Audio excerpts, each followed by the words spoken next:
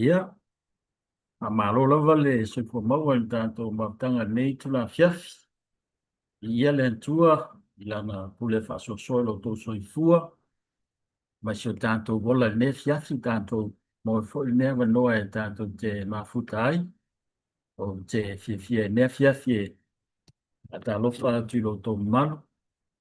Tātou paleono. E ona masani ai e le ngata fo i lea e inisi o lo o mai moa mai fo i lungo au penga ta whailangi. O e Facebook, ia, o whea lava lo e mai moa mai ai, ia. Pa tā lofa tu nea fiaf, i whia lava e o masui o le sunga e whea ia maisa lea o lo o atasi mai nea fiafi, ia, e maisa ia le malu o le e te ingo o tātou maftanga, sunga whai wheau, ia Melinda, ia whapea fo ia tātou whai wheau te mautai. E watu ele awha tālofa, i tātou maftanga e te ona masani ai. Ia, o te tonu, au te rawa ai antu sunga whewhe au ia fua mantala, ia, ai, o te tonu. Sa stemi on whatasi mai leo tātou whewhe au, na tō tonu lawa whewhe au o tātou so kiao, ia, ai whaatei lea tua leo lo o tātou mō te ia le, nei e wanoa e tātou te mafuta ai. Ia, vi ia lea tua, ia, au te tonu, o nei tula whiawhi e whaapitoa se whawhilo inga, i le nei tula whiawhi sunga pai te au tātou mafuta. Te tonu o leua whatoa awhaltasi o i Wellington den mea lo alala isunga pai te au. O te mitonu anei o lo vela ia. Ia tā whaongo le uli ia e whaatai o leua whaavanoa mai le. Teimi o sunga pai te au tātou te mafuta i nei tula whiawhi. Ia molo sila fia. O le sunga pai te au ia hemi unga pō. Ia. O te whiawhi lawa nea whiawhi. Ia. Te rei lope mantua o sunga whaiwhi au ia au te arwese te rei lope to a Pathfinder ia sunga whaiwhi au. Ia ai o se whiawhianga il nea whiawhi. Ia te au au sunga pasta ia whai au masuri o sunga whaiwhi au mātou. Ngā nuenga fwoi nei so kiao. Maise ia e kane sia whio o mātou. Ngā lue nei. Tuna toile a whaitalo whailo sunga whaiwhi au. Ia, o te tono sunga whaiwhi au sa a matalanga lana ngā luenga whaiwhi au i tātou e kare si tele i Waitongi. Ia, o na malanga i lea e whawau ia o onga i New Zealand. Ia, maa te minei o whaiwhi au i kare si e lua. Te tono ko senda ia ma Wellington. Ia, te tono o i kare si o mei o Wellington. New Zealand, ia, se ia si whamtalanga o tele i o lawe New Zealand. Ia, pasta maisale sa whao solo o New Zealand le lo leia mele i ngā lua isunga whaiwhi au. Ia, ai, olo o awhutai nei i nāma Sion Whaitua, ia, me se fo i o la halo i tō tonu. Tō tonu tama, ia, tala vau lava lau ni leo le limu tuas, tō sulvanto sanga, ia, pa ngā solo i whailana. Ia, o se whiawhianga lava nei, tula whiawhi, pēno ta ua te mo sola, o te iloa le sunga whaiwhi aua o lai titi i tutuila. Ia, e whaatai o leua, wa ai atu o loo, rosi lava sunga whaiwhi au le, ngā ruenga le tua, o se whalo telefoi lea mo au, ia, o tentonu, me se nisi o tātou o lo silfia sunga whaiwhi au, o te whatalofa atu le sunga pasta, alo lava le sulfo maua, ia, o te Alofa le umi tātou whawhilo inga o te manatu lava o awanoa wha auru ia le maua tātou tu a tōl teimi sunga whaiwhi au au maima wha soa mai la whionga le atua au wharango longo no mala atu atu loe le tātou peswaktoa tātou aiti kia ona te ngaile ma tātou tārsanga au lumana ia le awanoa sunga whaiwhi au wha soa mai ia, baftai aiti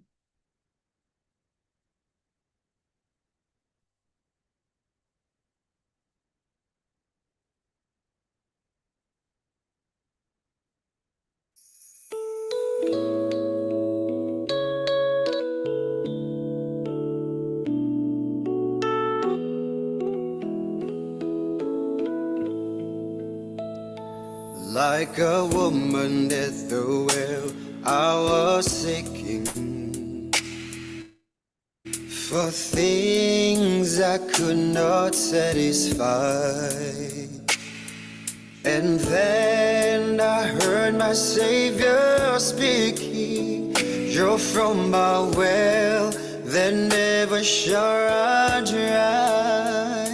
Fill my cup, Lord, I lift it up, Lord.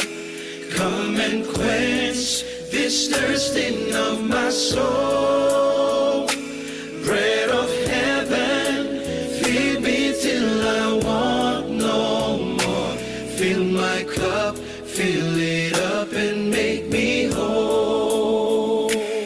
There are millions in this world who are seeking for pleasures earthly goods afford, but none can match the wondrous treasure that I find in Jesus Christ my Lord. Fill my cup, Lord, lift it up, Lord. I lift it up, Lord. Come and quench this thirsting of my soul. Bread of heaven, feed me till I want no more. Fill my cup, fill it up and make me whole. So my brother, if the things this world gave you, live the hunger that won't pass away. My blessed Lord will come and save you if you kneel to Him and humbly pray. Fill my cup, Lord, I lift it up, Lord. Come and quench this thirsting of my soul. Bread of heaven, feed me till I want no more. Fill my cup, fill it up and make me whole. Fill my cup, Lord. Fill my cup, I lift it up, Lord. I lift it up. Come and quench this thirsting of my soul. Thirsting of my soul. Bread of heaven, feed me till I want no more. Fill my cup, fill it up and make me whole. Bread of heaven, feed me till I want no more. Fill my cup, fill it up and make me whole.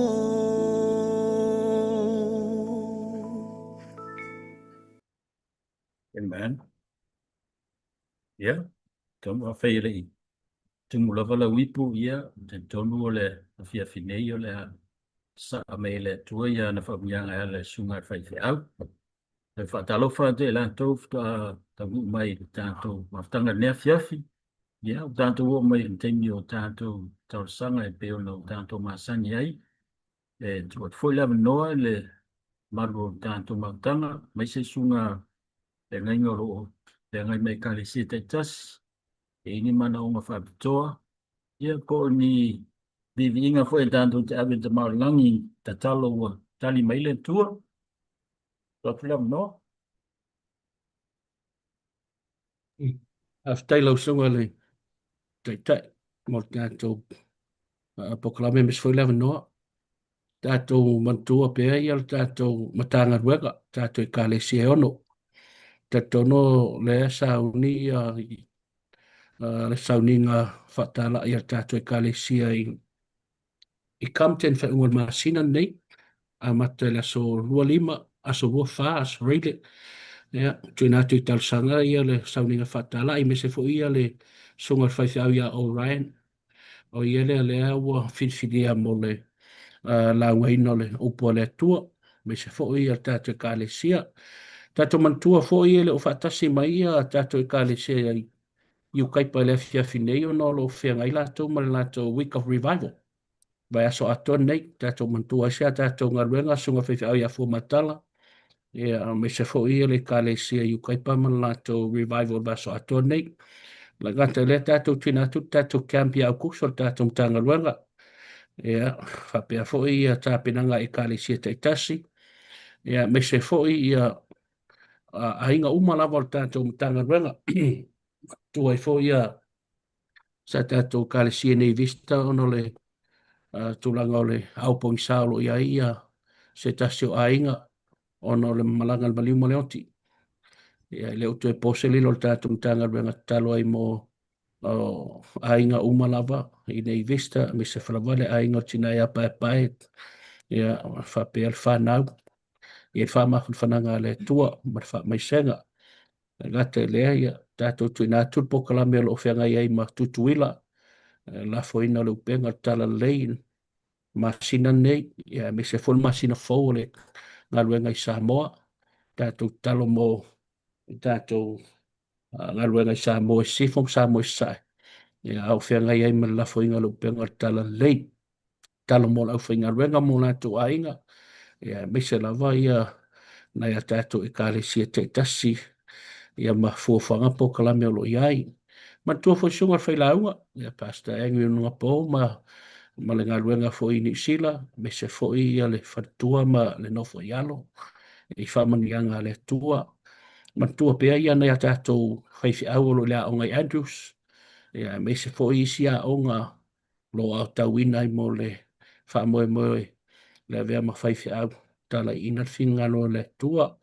Te tonu pauna o inai mana o ngā. Te minei ia a toi fo ima. Nisi o tātou tangata e kāle sia lo whata o toli o lātou maota. Ta māma tina mātua. Ia. Ngan tua i fo i lau tātou sanga ni tu la fiafi wha mole mole. Whamanuia le tuar fi au nefia, whaftai mo le manoa, ai. Hai leo basa. Ia, ta tonu whapopo te man tātou camp, Martin Fold.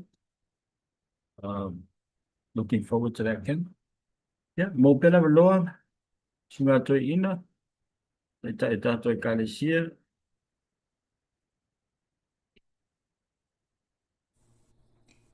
Ai, ngau lau a kore whaiwhiau ia te lo mana onga, tai lawa, manuia lawa. Ia.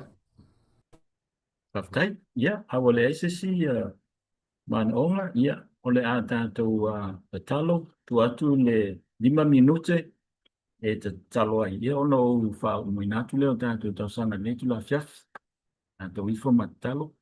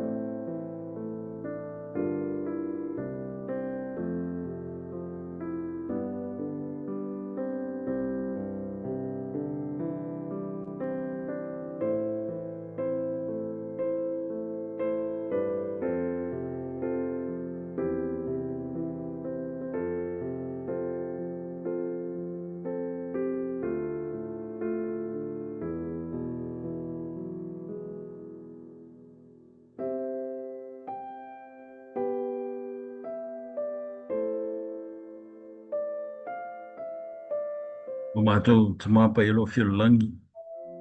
I te rawa lau fio nei tu la fiafi. Mātou o mai whatasi nei tu la fiafi. Mātou le sa mātou vi inga. E ala fo i pesenga le tua whasoina le fiafi.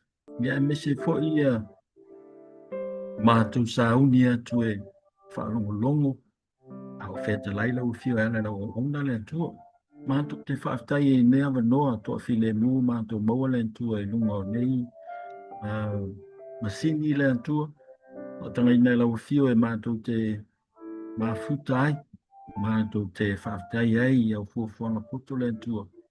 O pea lava mātou te iai. E le tau fia ai e whaamianga la u fio. E ona mātou i e ne fiafi ma le sunga whaife au. Ia Henry Paul e tua. Mātou te vi ia fo i lau te inga. Mau whaamianga lau tau singa e mātou neva yasu.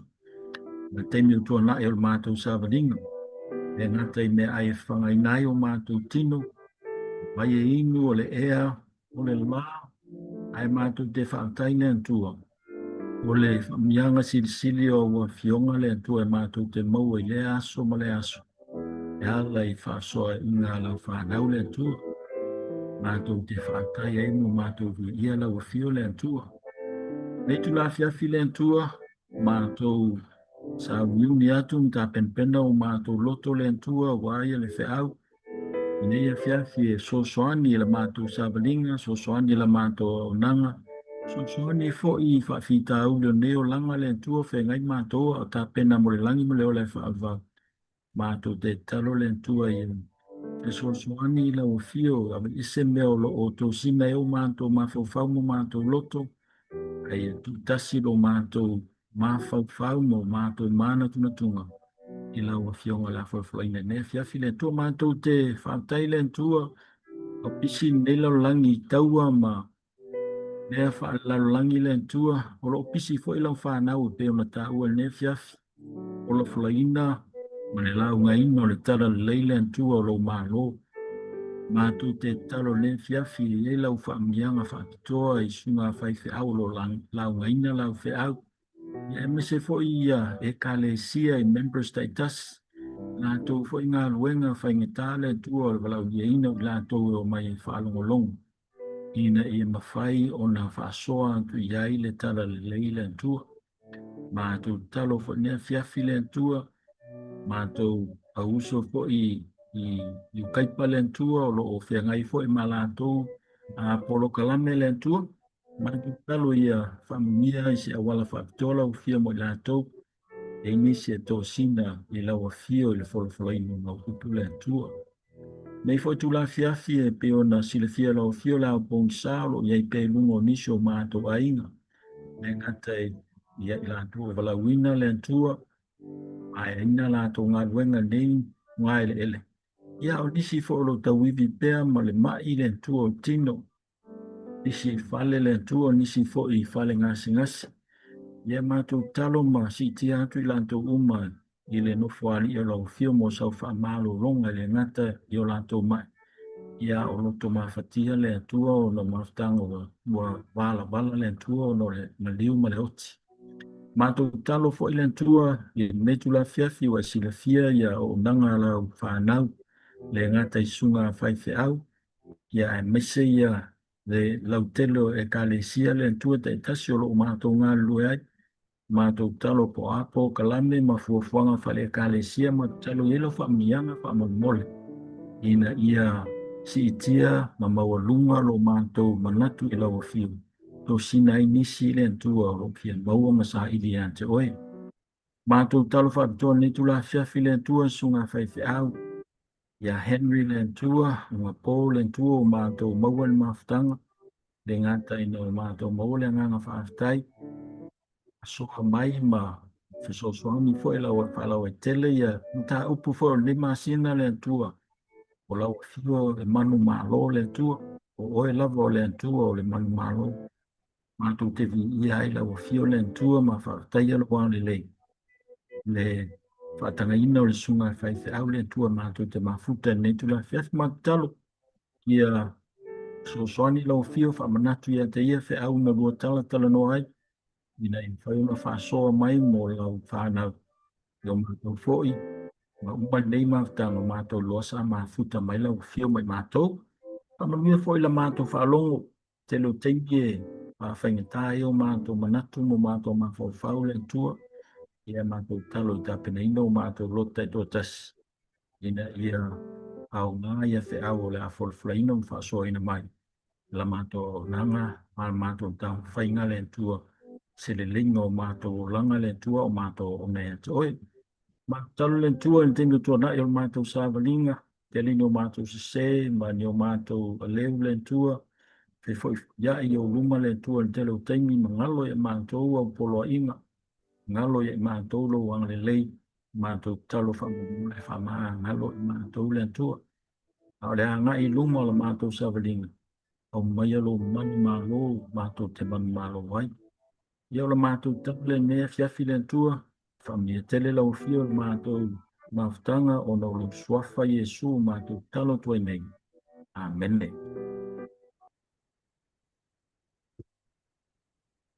Ia. Na tu atu lole vino i sunga al whaiti au. Ia Henry unga pō. Ia mo le whiau whapitoa mo tātou ni tu la fiafi whaptai.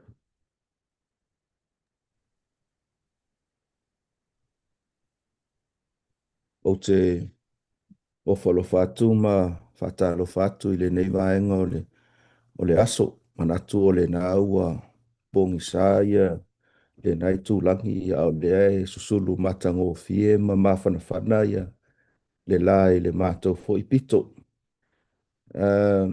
Mua e fia whaaftai atu i le sunga le whaiwhi au. Le ngata i le sunga ia peato maisa.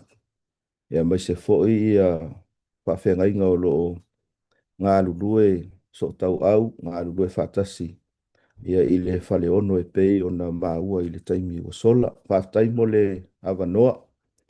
Te fia lava i mene o lotu ai whailunga le sūma ua e le ise taimi whaatulanga ina.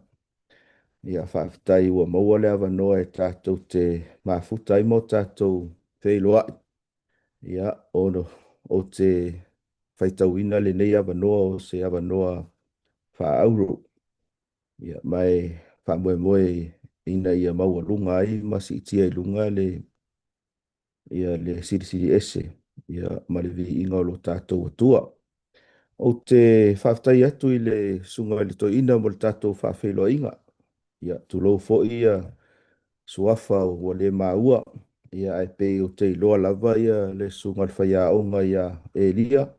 Sa o le leila sunga ua whaisi umi o tātou le toe wheloa. Ia na e malanga atu lava i Amerika o e talavou. Ia le ai mai tau ato le na e te talavou. E whainga tau na sui o fonga ia. Masalo o le isi se furu tau sanga ia e te talavou lava. Ia mai tau atu fo o le e mafuta mai ia le seotina ia lefu se filino. Ia ta lofa lefu. Tau sanga i mua fes fumaltasi le na tātou whailoa i ai. Ma e whaia mai ai se whaatau ngā ofu matangofi e o malte min nei o lai whao ngā o lai le uma. Ia ai o fia e vava ai atu ma titilo atu. Ma se fo ia nisol tātou e kālesia. Ia angare lei ma whaamanuia atu le tua. Ia mo i lātou e le o sila fia lo ni tangata ia o te sau mai le nuu lea e pitosilia ona le lei ona tangata, le nuu le lei o awhenga. Ia, ma le nuu lea e matangofie ona laufanua, le nuu leo puapua i savai. Ia, o ina ai e sauelo nei tangata ia atoa mai isi nuu. Ia, ai o te loa ele o le sini lea ma le aunga o tatou maftanga. Sa telo tausanga sa o ia i tutuila, papatiso ina i le ekalesia i alo fau.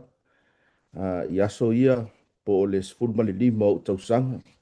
Sa mato au loto lo te mai tau atu lea e te vai atu te leo lopo o totoa lea ta se ia ma le sunga to ina ia patita na taimi. Ia o au upana, o lau upana ia aso. e mau ai le lifi e alu atu ai i pango i alo fau i le lotu. Ia ai ina ua fatu ina le ka le sia i pango. Ia o ina le asa muta i lole to e anga i alo fau. Ia e alu ese maila e alu atu i le aonga i furtoni. Ia alu ese maile ka le sia lea i pango. Ia mai na a matanga lua mai tausanga lua afe ma le ono. I le tato e ka le sia i matatufu i o ia le pata. E le mamau tele masalo pe na o sina tolu ni tu la e ti e le pasi. Ia mai ti mai. Ia o inana a mata mai ai ia ngā ruenga. Ia le na ta ua e le sungal to ina ia e lia. Ia tausanga lua afe ma le valu sa ngā lua ai il tato e ka le sia i vaitongi, ia whapea i mal tato e ka le sia maranata. Ia ona whaawau ai lea i le tato e ka le sia i vai usu. Ia ona tuua rola i o le ngā luenga i sa moa e malanga mai i New Zealand nei. Ia na ele ava noa sa nofo ai Melbourne, Australia, na i tausanga. Ia ona wala au leo le atua e so mātou a inga mātou te o mai nei New Zealand, to e fo i mai tausanga lua afes fumal fitu.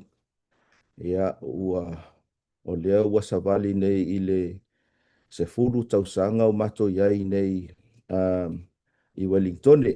Wellingtone Samoa, ia o le kale sia so fitu Samoa lea i tono Wellingtone lava ia, te le o mai loa i New Zealand toa e mo Wellington lava ia o Wellington Samoa se tasilo e kale sia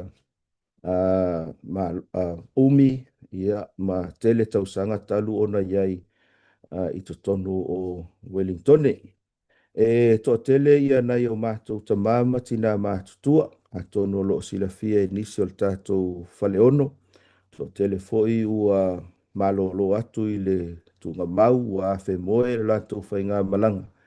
Ia ai fia lava o lo ia ile wha moe i tu atu o le tunga mau. O le e kalesia e kosena ia o se kalesia ua atoa nei le se fulu tausanga talu o na whatuina. Ia o se kalesia na whanau mai le kalesia Wellington le Samoa. E toru e kalesia Samoa nei Wellington e ile isi e kalesia Hard Valley ia o loo whaife au ai ia le sunga ia whale pau au malanga. Ia o maua ia o whaife au Samoa i tutonu o le tātou lau mua nei Wellington. E ile tala e masani ai ai malanga mai New Zealand e tele o mai Wellington. E tele i o mai lava i New Zealand. Awa o New Zealand o Wellington ia o le lau mua lea o New Zealand. Ia le foila sa malanga mai sunga whaife au ia peato. Ia na whalongo sa malanga mai New Zealand. Ele i o mai Wellington. Ia lono winga ele i o mai foila New Zealand. Ia ai tātou tele i loa po afo fuanga le tua. Ia maua wanoa e asia e foisia mātou foi pito. Ia awane i misia ia te oelo wafe mai. Ia i Wellington. Ia se i o tātou whaasoa. Ia mo tātou taltara noa. Ia mawhetu wha e foi i manuia o le atua. Te lola a whiangai tātou ma se tātou wha malosi. Ai o le au whaia ia tātou tatalo. E vi ia pea ma whaafetaia oe le atua. O awa noa e mawhai ono mātou maua. Po whea lava. Po o whaafesanga i tutonu o le malu. Ia po lunga o penga tawhailangi. Mātou te whaita wina nei awa noa o ni awa noa whaapitoa. Mātou sauni fo i e whaasoa ma nau e kālesia e maise i lātou o lo mafuta i lunga o le nei au onanga. Talo i nei manui o lau fio. Nisi fo i o lo mai moa whaafonga mai i lunga o penga te whailangi. Ia a o aluatu tu sao ia le nei tāpua inga. Talo i eile anga le lei o lau fio. Whaamanuia mai a te i mātou whaamole mole. I lo suafa Yesu. Amene. O le autu le asa tuina mai, ia mo le nei masina, tali tonu foi ua iai nisi o whaasoa ua maea o na whaasoa ai i le au tūle nei. Ia manatu o se vaenga e whaopopo atu i hai, i whaasoa ua maea o le atua manu malo. Manatu ina ia tātou mawhauwhau manatu natu i le tāua o le whaamatalanga le nei. E le aise laina e tua oi ai le atua. E le aise laina tua oi, God is not limited. I le alu i luma, i le alu i tua, i le alu i lunga, au tafa, e le aise laina e mawhai ai o na ngata ai le atua. O le atua fo ina te tu ina mai, pe tu ina atu le manu malo. Ina ia i loa ai e o na tangata ma le lalolangi atoa o ia o le ali, o ia o le atua, ma ua na o ia lava. Lona winga i se isi whamatalanga pupu lava, o le maua o le manu malo, it's a revelation of God himself. O le manu malo a iai, o le tangata mai so se mea o le olanga le nei. O se whaalinga manino lea o le atua. E le o au, e le o oe, a o le atua. Ma o lo tātou manu malo i le olanga le nei, le ka le sia ma le tātou maaftanga. E le o nau tātou. Ai o le whaalia lea o le atua e tōtasi. Nisi taimi a tātou va ai e pe o na whaanga solo i a whaanga tama o le soka. Ia, e ui lava i na o tau le to e mawhai on whaatino ina lea ta alonga. Ia ai e tātou te maita wina e fua le manu malo i lungo le malo losi o tamata a alo. Pe fua le manu malo o le au i le tō mai ma le whainga o le ta alonga. I le awala e ia po o le mea e kikianga iai ia le polo o le alava. A tātou vava aifo i taua ia o lo o tātou moli mauina i le nei taimi o le soifuanga ma le olanga. E fua fo i le manu malo i le malo losio mea tau, malo losio fita fita, malo losio o i lātou. Ia ina ia mawhai ai o na whaato i laloina le isi malo. Peitai o le afiafi le nei. Manatu ina i o tātou vava ai mai i le itu lea. E le fua ina le manu malo ia au. Pe fua ina le manu malo ia oe. Ai o le manu malo o le whaalia lea o le atua. E iai le atua o lo o tātou bifo ma o tātou tāpua i atu iai. O le o langa le nei e whaatumulia e peifo i o na tā ua i nisi o whaasoa umawai. E matua i tumu na wā i taua o tau i vinga, ma mea ese o leo langa. O isi taua e mawhai o na waaia e mata. O isi taua, e te fusu ngu lava na oe i to tonu o lou loto. O tau i vinga, ma wha o so songa o leo langa. Tau i vinga ma le loto ma fatia. Tau wivi ma mai ese o leo langa. Mafutanga ma lepe lepe o isi ia peros tātou te whetaia i ma tātou. O le tango lima, ia ato ai ma le taua whaaleanganga o lo tātou whesangai i aso uma e le muta. I le au uli o le pō so o se taimi. Mea moni lava le tātou maftanga. I langona whaatangata. E le aise tasi e le fia manu malo mai nei mea uma. Ai pe awhai e tātou te toe laa atu te isi luma, pe tātou te ea te isi a e lunga. O mea uma nei, ua manu malo ai Yesu Keriso. Manu malo ai le atua. Mai mawhai lao no tātou claim ina, ia le manu malo lea mo i tātou. Whamanatu mai ele tuspa ia. Tātou te le maua le manu malo mai mea nei, pe a whai e tātou te tau, pe tau iwi, iso tātou malosi. Tātou te le maua le manu malo i lo tātou poto ma so tātou watamai. Ia po le tele fo i o ni mea tātou te maua.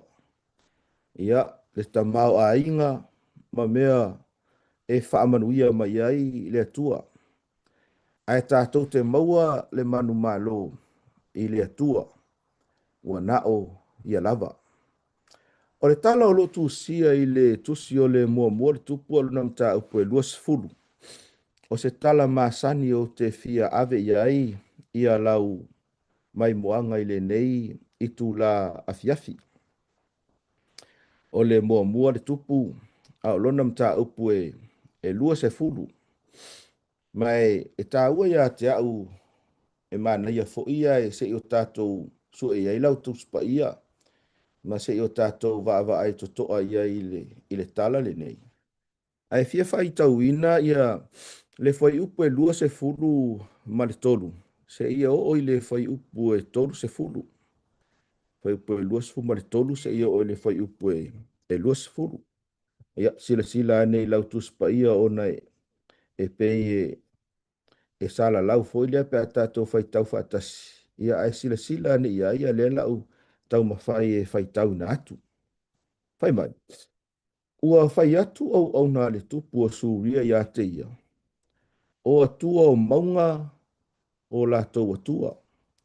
O le mea lea na manu mālo ai i lātou ia te i tātou. A ia tātou tau mai lātou i se mea launga tasi. Ai lava tātou te manu mālo ai ia te i lātou. Ia e whaia le nei mea. Ia e whaate e ina tupu taitasi lona tofi. Ma e tō fia o e a vea au e sui ai i lātou. Ia e whaitau ina fo i mo oe o au e tusa mau. Ma au na wha au matia sa ia te oe. Ia suia le solofanua i le solofanua. Ma le kariota i le kariota. O na tātou tau ai lea ma i lātou i se mea launga tasi. Ai lava tātou te manu malo ai a te i lātou. Ua whalongo o ia i a lātou upu. Ma whai ai. Ua toi o i le tausanga. O na whaitau lia lea e peni ato sūria. Ua alua e ia wheka e tau ma Israelu. Ua whaitau lia fo i le whanaunga Israelu. Ma ua lātou sa au ni uni umalava. O na lātou o lea e whaafetai ia te i lātou. Ua tōla wapi le whanaunga Israelu. Ua whaafea ngai ma i lātou. E pei o lafu oti titi e lua. A ua tumu le nuu ia Suria. O na saulea o le tangata o le atua. Ma whai mai le tupo Israelu. O whapea mai. O loo whapea o na whetalai mai o Yehova. Ua whapea mai Suria. O le atua o maunga Yehova. Ai le o le atua o vanu. O le mea lea o te tuu ina atu ai o le nā vau tangata umpai to o tele i lo lima. O na o tau i loa lava lea. O au lava o Yehova. E fitu po ua lato tola wapi e whaafea ngai ai. Ua o le aso fitu. O na lato tau ai lea o le taua. O na whaasi o tia ai lea e le whanaunga Israelu o Suria. E se lau afe o au e sava vali. I le aso e tasi. O e na totoe ua so sola i lato i Afrika. I le ai. Ua solo i lalo le paa. Lungo tangata e lua fulu o afe. Ma afe fitu. O e na totoe. Ua sola peniata. Ua o ile ai. Ile afe tu loto.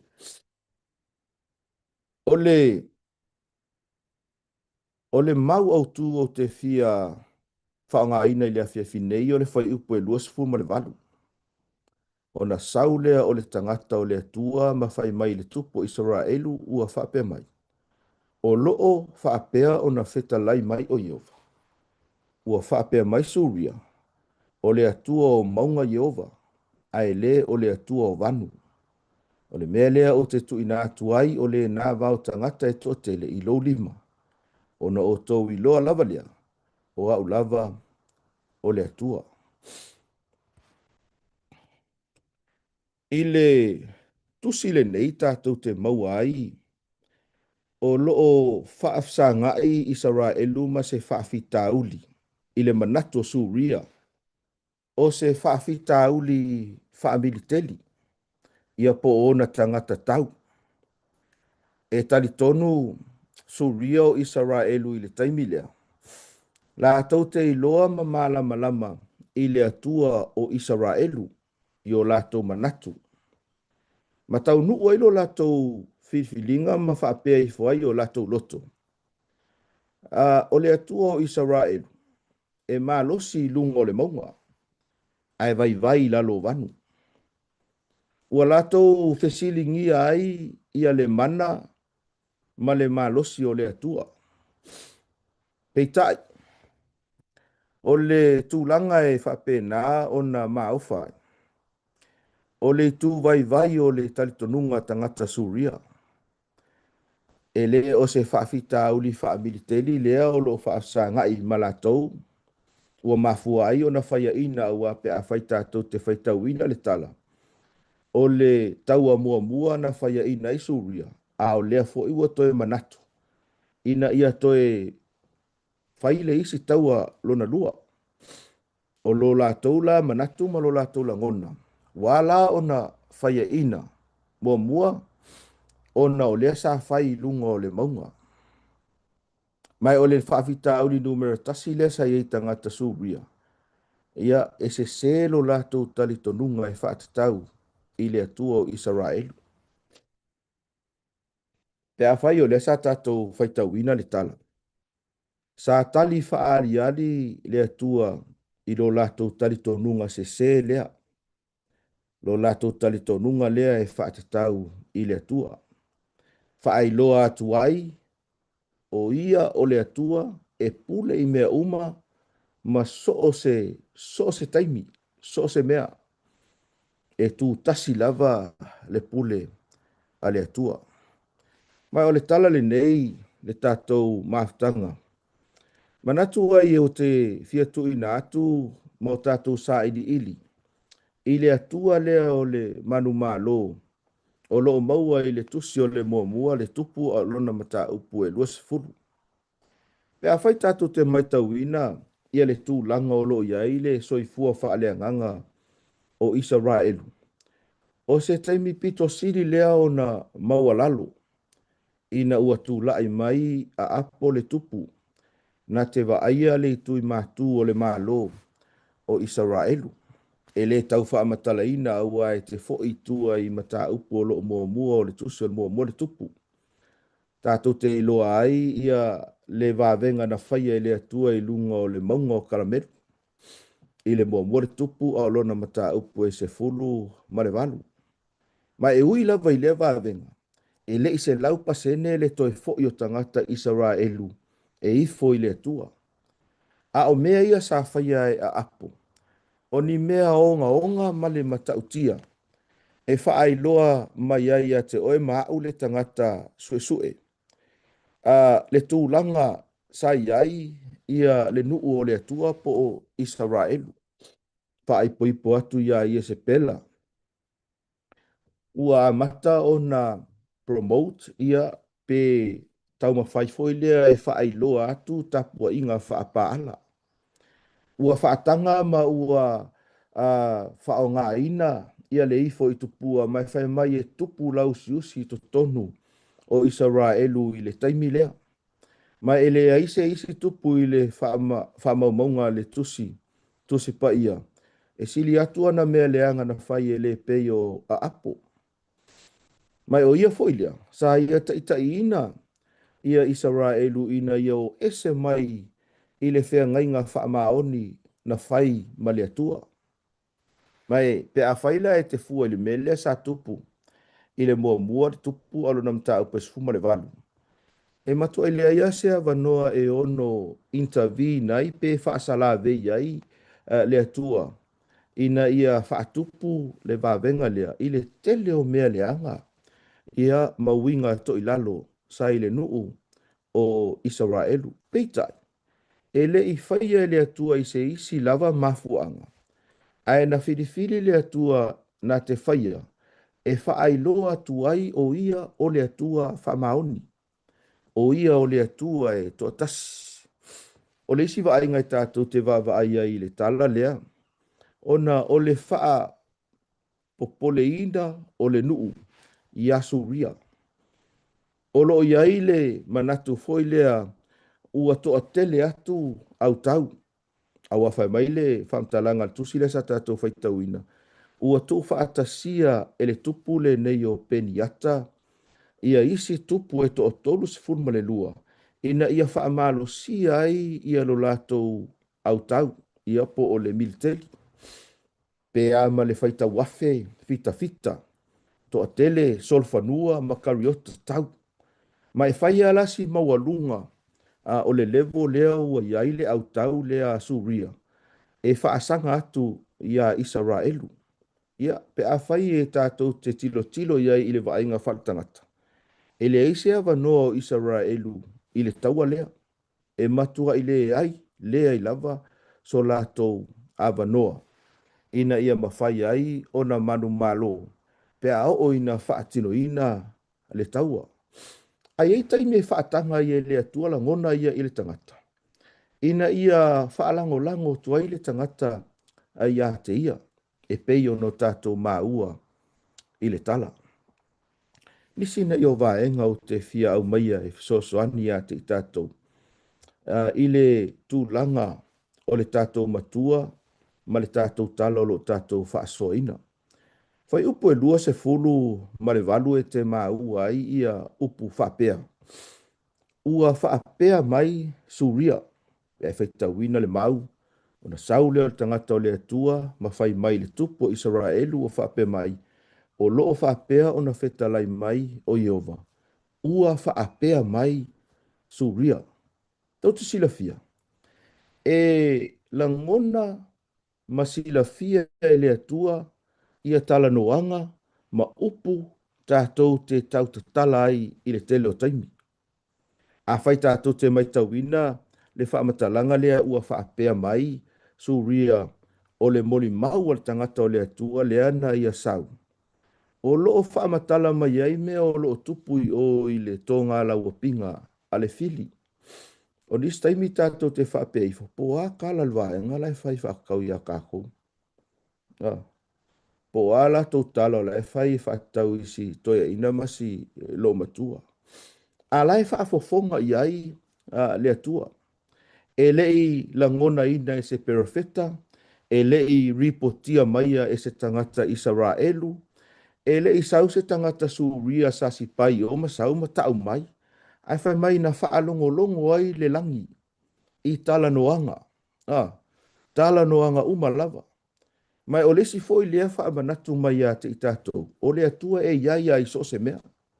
Ia e te tau foi lau no tātou whai tete i le tūlanga lea. Nei te o tātou mui muia nisi. La e whaafofonga mai lea tua. Whaafofonga mai lea tua.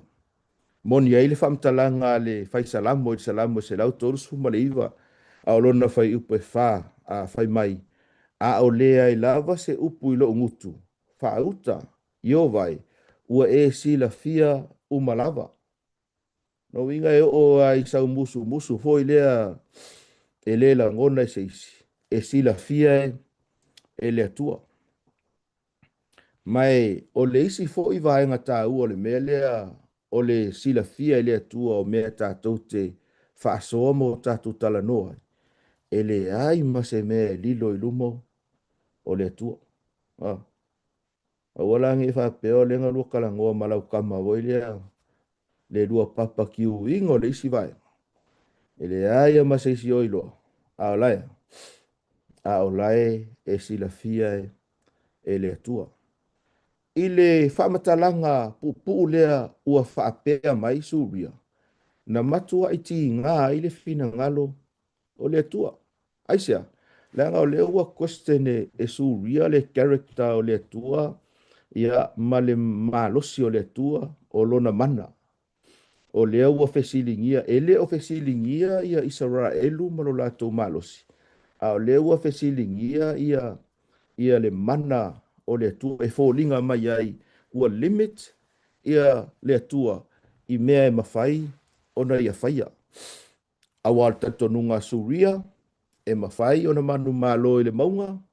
A e le mawhai o na manu malo i le vanu. E mawhai o na manu malo pe a tele ia whaamanuianga le atua, ia pe mawhai fwe ona manu malo, ia pe a whapea e matua ia e alu ato atoa i le lotu. Ia ele mawhai pe a o i taimi e o mai ai whaingata. Mawhai ona tupu i, a ele mawhai ona tupu i le isi tū lea.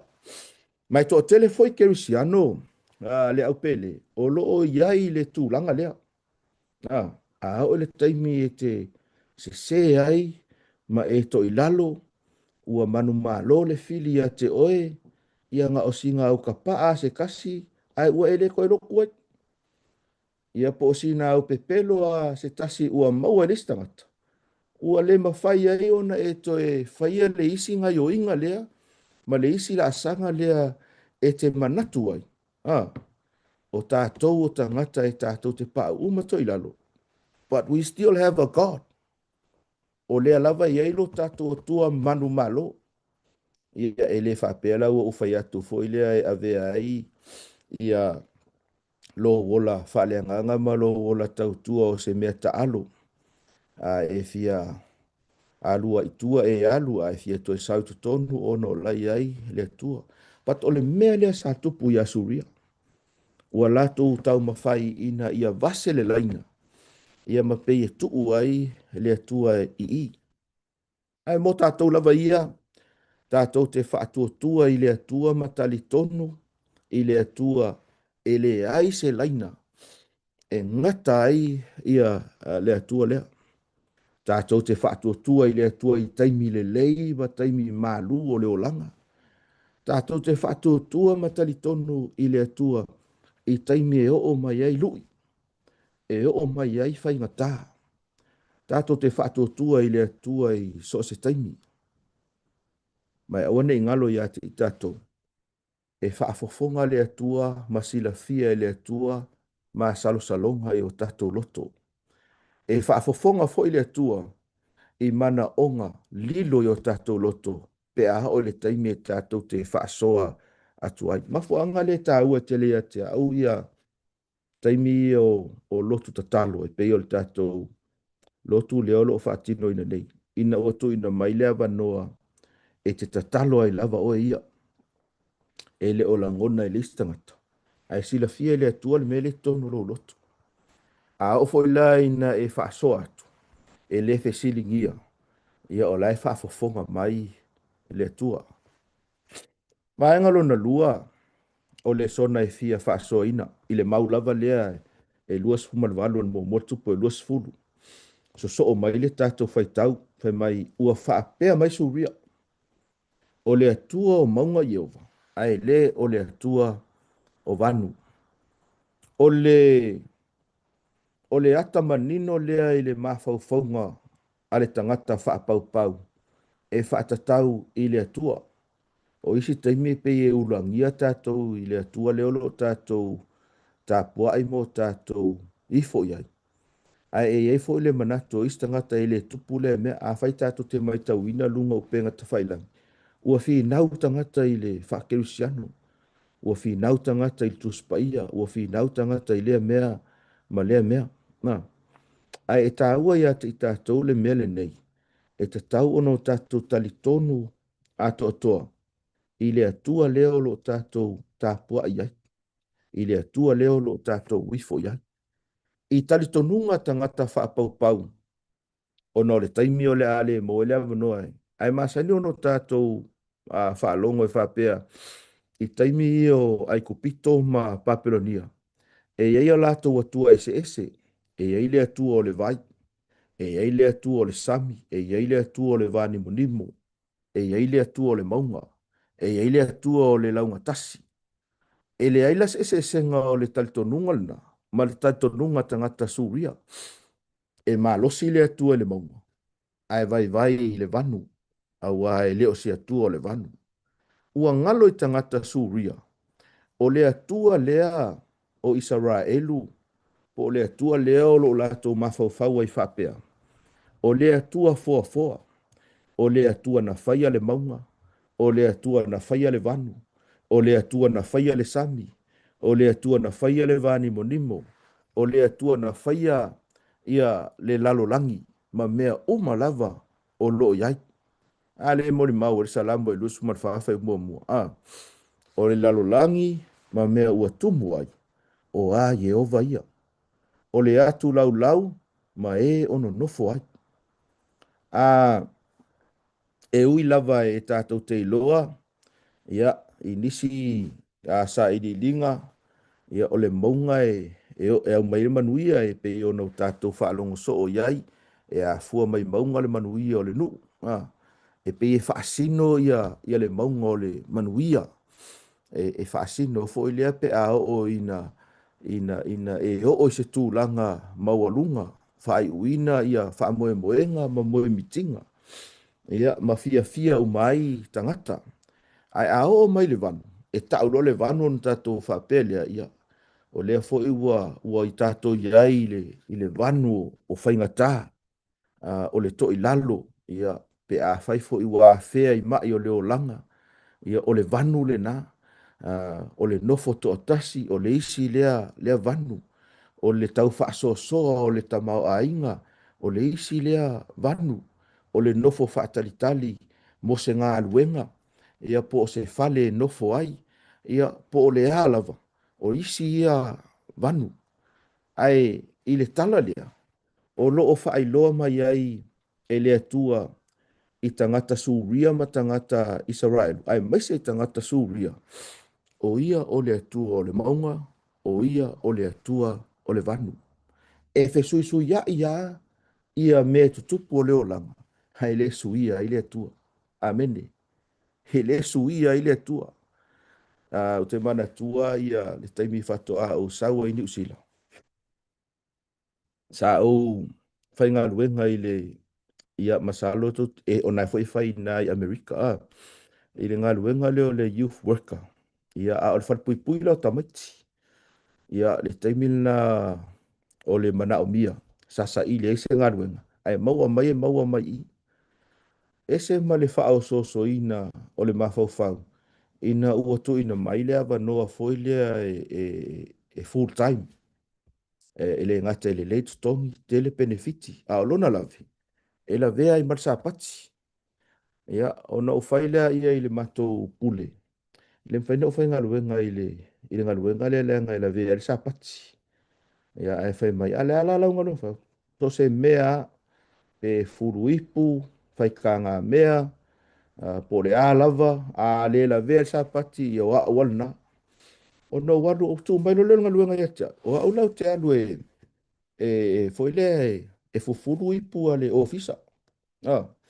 Ia, ma fufuru ia lato tu lofo ia fale ui pe a uma le aso. Ia ua lofa mai la le pule tia fai mai vai. Le lato tu atu le avanoa lea. E te saua i tatala noa. O lea i le avanoa full time. E te alu e te ngalue i le mela i isi tangata. E fisosoane i tamaiti. E le tauna e whaia le ngā luen. Ona matala no leo lea fai mai rola i o le o fator pule e tu mau ala o i a lo mafaufa. E le mawhai ona o whai ngā luenga i le Paul Asfarelia wai e rotate fo i lea lato sifi. Ia male sāpati e le mawhai na o whai ngā luenga ai. Mei sea, ta au i e le mafuanga. Mei loa. Whai nei la e le toi mau lewa noa. O lea nei la lau me la whai. O lau tali la na ave le pule na o whapea toi. E toi mau ala o ngā luenga tai au. E toi mau ala o ngā luenga tai au. Ai le a vea la ma mea la o la whape nao na o fuli e lo tua i lo atua. O lo atua lea na o sau maa o mai tutuila i upolu sa vai New Zealand. O le atua le suia. And sometimes in life, fisusu ya i circumstances, things might change for lea mo e. Ia o sis foi taimi e o mai peni whao so songa foi lea. E wha maa oni lo atua le ka le sia mal tato maftang. O te tau atu. E le ai se isi me pitosili o na sua mali. Na ilo le lua maftanga ma lo atua. O le whamtalanga e le na waita i lana tusi o le Patriots and Prophets i tu lau e lua se lau i vasfulu e whapea. There is no place where the soul may find refuge from the temptations of Satan except in God. Mai le ai ma se isi mea e te maua i ia le lafitanga, ma e maua ai ia le saolotonga, ma e tau mawhai e te sola ia. Mai whaososonga a Satan, wana o le atua lava. O e ke sola mai a mākou ngi whaiwhea. Ia a kou so sola mai, o lea foi mākou ke so sola mākou i le atua. Ia pe e te sola i le toia ina, pe e te sola i se isi. Le atua ia he will accept you with open arms. Te tala mai e whapena ona whaatali mai le atua. Pe a o le taimi. Tātou te mana o mia o ia awa o ia o le atua o le maunga, o ia o le atua o le vanu. Vaenga no na tonu. Il whaua uino le mau. Le ua umal vaenga lea le whapea mai le mau o le atua o maunga o Iova, ai le o le atua vanu. Ai whai mai lo lai o le si vaenga le sooi. O le mea lea o te tuu uina atu. Mai tau mai. Le atua e na te tuu uina mai. Ele atua na te tuina mai le manu malo, the God who gives victory. Pe ia ono tatou whasoa i le amatanga. It's not about me, it's not about you. Ele o au, ele o oe, ia po o le toatele o le kalesia, ia po o le malosi o le conference, ia ma le tūlangi le tatou te iai, ai o le atua, o le whamtalanga le atua, o le mea lea o te tuuina atu. Mea leo te tui natu. E leo a apo, e leo fita fita Israelu, e leo le awala, e fatu langa ai po le aleitu a inga tau o le a tau ai. Ai whai mai lea tua, I will deliver. O te tui natu, regardless. Pe tupu, a apo pe le tupu, pe malosi le au tau a Israelu, pe le ai. O te tui natu mon malo. O le manu malo le atua. Wa uma ona faile le iunga le atua le faile taua. Victory belongs to God himself. No fo mai mana tu natu i se taimi pupu i le vaenga lea. Te leo taimi e te tau mawhai lo malosi. O te tau mawhai fo ia o ia i lo malosi. O iste me te whalongo iste ngata whai mai. Waka whiu e kau mawhai e ku un meni e i o kapa. Le mawhai. Of course. E le mawhai na e whaia. Ia por tu un mele o pepelo. Melisko inga ia ku o ka lingi ni bea. E whainga tā. A whaila e tātou te talitonu ato toa i le atua. Ma whaatua tua. I le atua. E makua i whai merkara ko ingon mako ngu e makua i piece of cake ka lani mele. Salamo i luas fulo no whai poe fitu le whai maili whamtalanga le whai salamo. O lo tau tau, nisi kariota, ma nisi solfanua. A o i tātou ua tātou tau tau le suafa o Iova, lo tātou atua. A o ina tātou au maia le atua lea, ma o tātou talia ina. Oi, matua i ma ofo tātou loto i me whaia e le atua. Mai ole mea whaia lea na whaia e le atua i taimel tuspaia. Has always been God's patterns of victories. I le awala e manu malo ai o na tangata, whateita inga, na ave le atua le manu malo ya Mose ma ya Farao.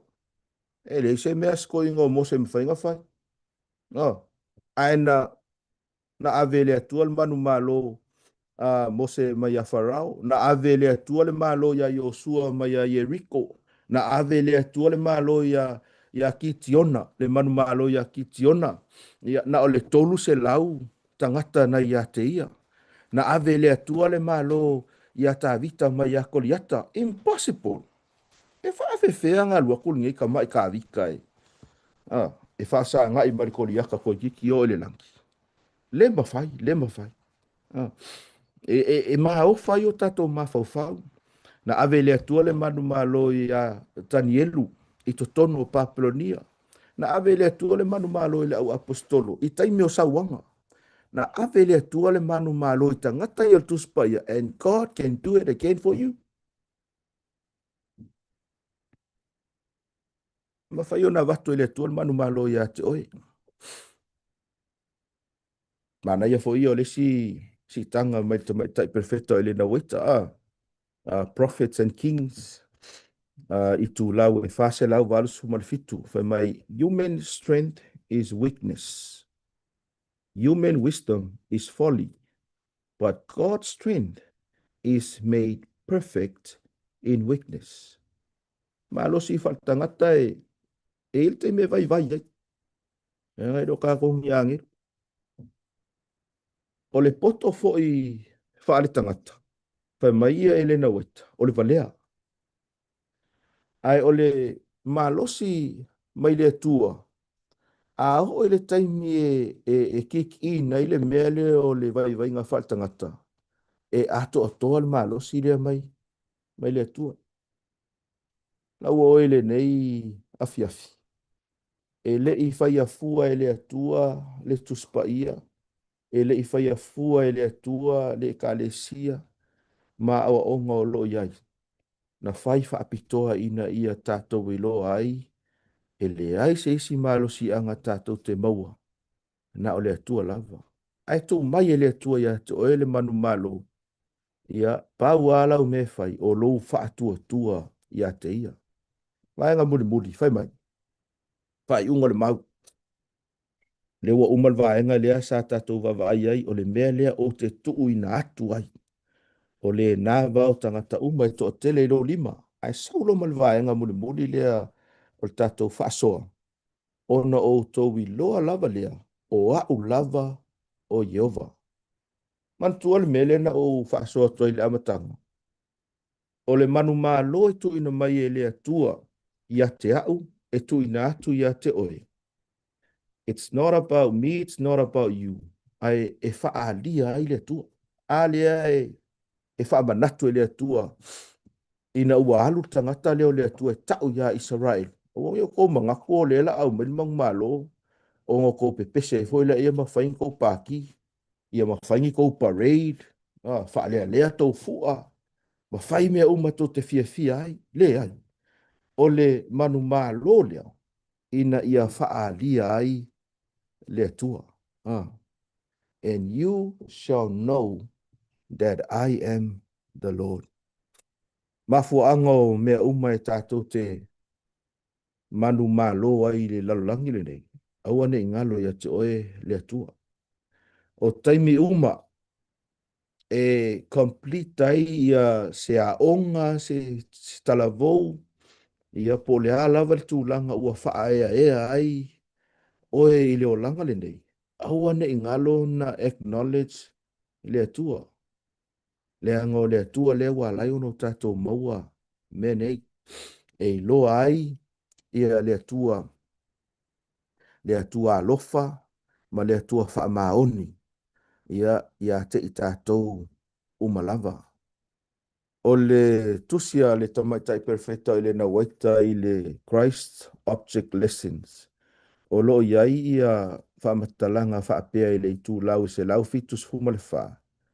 The Lord permits trials in order that we may be purified from earthliness, from selfishness, from harsh, unchristlike traits of character. Patanga ile tua ia whaingata ma me tutupu ilo tātou o langa i nisi o taimi. Ina ia whaawau i ono tātou whaalango atu ia te ia. Ma ia tātou whaapea i fwai e leo tātou a o lea tua ua ia whaasawina i tātou. Le kāle si ai ma le tātou maftanga i le nei afi afi. God is not only the God of the mountain, but he is the God of your valleys, my valleys. O le atua leo lo e tapuai mo o talitonu iai, e le ngata o le atua o le maunga. O le atua e au mai ele manuia. Au ia foi o le atua o le vanu. A tonu o lo e savali le taimi le nei, i le vanu o le ata o le oti. Perhaps today you are walking through illness. O lo e savali i mai ti ngā o leo langa. O lo e savali i ni fete na inga faale a inga through family conflict po le a lava. O lo e iai se taimi foi lea ua e question ina ai lo tō finga faale lotu. Perhaps you are walking through ministry discouragement. Pe whaamaka e o le mea le te tau ona o iai. A tonu o lo e savali le vanu o whaano noanga. O se mea tupu i lo o langa. O se tasi e pele ia te oe ua lua le toe mafuta. A tonu o lo e savali le vanu. O le uncertainty, o le mau tonu, ma le mau tinoa. Po fea o le a tau nuu ia ile nei savalinga. La ua oe le afefi nei. The same God who was present during your mountain of blessings. O le atua lea sa ia te oe i le taimi o le maunga o whaamanuianga. O le atua fo i lea laia te oe i le taimi le nei o le vanu. Same God. Le atua manu malo. Le atua na te tau mo oe. I awa noa uma ina ia avea i oe o se moli mauola mo ia. Mai pe a whai e iu mea uma o leo langa le nei. Wha manu e ina i tātou. Awane i ngalo na toi wha fo i le vi inga ma le wha manu i le atua. Awa o ia o le atua manu malo. Anga le leima wha manu ia mai le atua i le tātou maaftanga. Pamanuia le atua i lana au whai ngā luenga, sunga i whai whi au o lo o tō ngā lurue i le nai tū o le tō vine o le atua. Ia whamanuia fo i teitai o i kālesia, ia o tina mata mā mātutua, ia ma le loa loa le ngā luenga. Ia ile anga le lei o le atua, i le suafo Yesu. Amen. Asa se e whai ama tātou talo wha mormo. Ia, lau whai al tātou tatalo. Pātai le atua i le awanoa sa mātou whaita wina ia ua fionga paia. Pātai fo i le awanoa ua toe whamausa li na ai o mātou manatu mo lātou fina ngalo. Le ai o le manu mālo e le o se mea e whaavae mai i le tangata. Awa o ai mātou e le mawhai ono mātou tutu atu i mai leia le fili ma le ti apolo. E le mawhai ono mātou tau atu ia maali o le pōli uli. Ai whawhetai ua umona e tūsia, ua umona e whaiare ngā luenga whaingata. Tau lava lo mātou whaatotua ma tali tonu atoa. O oi o le atua manu mālo, o oi o le atua o le maunga, o oi o le atua o le vanu, o oi o le atua i so se taimi. Talo i o manuia le atua whaamole mole, manuia i lau au whainga luenga, i tonu o le whale ono e peo no mātou mafuta ai, whaamanuia i o lātou a inga. Anga le leifo i lau a fio i le ngā luenga o lo whenga iai. Whaamanuia lau a fio i taitai o e ka le sia, o nai ta mamati nā mātutua i a paafua lolo lātou soifua, o wailo lātou mālosi, ia wā ia lau ngā luenga ma lo fina ngalo i le nai tū o lalulang. Whaamanuia nei a lātou whanau, tā la vou, ia e maise ia lātou umalava o loo fesosoani ma tutu malosi ina ia lango sua i lau ngā luenga. Ia whamanuia foi le nei tū la fiafi. Nisi o loo lātou whaafonga mai i lunga o penga ta whailangi. Ia o atu ia eile anga le lei o la uafio. Whaamangalo foi so mātou se sema so mātou whaale tonu. I lo lava suafa pele Yesu ke riso mātou tatalo tuai nei. Amen. Amen. Amen. Pastor. Pailava. Thank you, Pastor Henry Ngwapo, for the inspiring message shared with us all this evening. It was truly a blessing to everyone who tuned in. May God continue to bless your family and the ministry. To our community who joined our Zoom and live stream, Faftai Telelava for making time to worship with us. Please join us again this coming Wednesday, July 22nd, for our midweek virtual fellowship, and be blessed with the word brought to us by Pastor Peato Maisa, sharing on the theme, Oleatua Ole Manumalu, God of Victory. The presiding elder will be Elder Sally Avinga of Vista Samoan SDA Church. Please make note of the time and Zoom ID and invite your family and friends. Yefamania mailia tuatato tapo inga ilinea fiafi faftai. Mōre le whaftai dai ti mō tātou whalwhalanga.